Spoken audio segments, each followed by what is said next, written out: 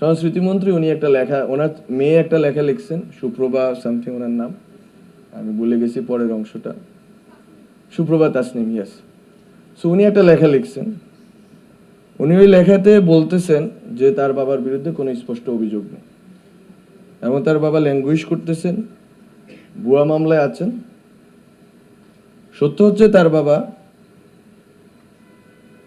4 জন মানুষ হত্যার সাথে জড়িত এবং আমি পার্সোনালি হত্যা শিকার এবং গুম এবং হত্যা শিকার একটা ফ্যামিলি মেম্বার, একটা মহিলার নিজে কণ্ঠস্বর আমি শুনছি একজন সাংবাদিকের মাধ্যমে। সে ভয়েস রেকর্ড পাঠাইছে, এটা আমার কাছে আছে। এটা নীলফামারীতে 2013 কি 14 সালে যখন ওনার গাড়িতে হামলা হয়েছে, 5 জনকে মেরে ফেলছে আওয়ামী লীগের, 13 কি 14 ঘটনা। তখন অ্যাজ রিভেঞ্জ আকারে আওয়ামী লীগের লোকরা যে দায়িত্ব ওনার উপরও বর্তায়, ওখানে গুম করলো, খুন করলো 4 জন লোককে। তো ওখানে লেখা আছে নেত্র নিউজে যে উনি তো দায়িত্বে ছিলেন না যখন অভ্যুত্থান হচ্ছে এবং যখন এখানে ম্যাসাকারটা হচ্ছে।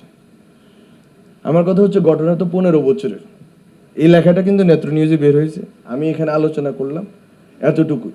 আমরা কিন্তু লেখাটা চাপাতে কোনো বাধা দিব না এবং দিচ্ছি না এবং দিব না।